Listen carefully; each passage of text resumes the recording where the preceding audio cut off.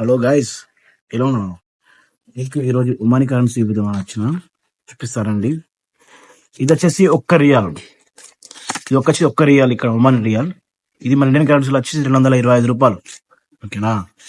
దాని తర్వాత ఇది 5 రియాల్. 5 రియాల్ అంటే మన ఇండియన్ కరెన్సీలో అక్షరాల 1250 రూపాయలు. 1250 రూపాయలు ఇది 5 రియాల్. ఓకేనా? తర్వాత వచ్చేసి 10 రియాల్. 10 రియాల్ అంటే మన ఇండియన్ కరెన్సీలో దగ్గర 2500 రూపాయలు. 20 రియాల్. 20 రియాలు అంటే మన ఇండియన్ కరెన్సీలో 4500 రూపాయలు. ఫైనల్ గా ఇది 50 రియాలు. 50 రియాలు.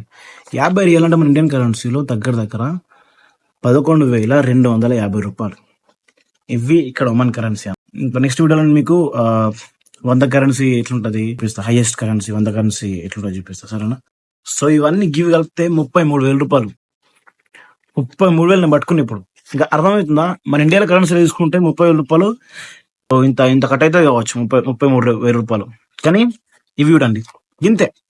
మహా అయితే ఎన్ని నోట్లు ఉన్నాయి? 1 2 3 4 5 6 7 8 నోట్లు ఉన్నాయి అంతే.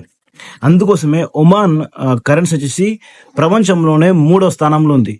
అత్యంత బలమైన కరెన్సీ లెక్క, అంటే స్ట్రాంగెస్ట్ కరెన్సీలో 3వ స్థానంలో.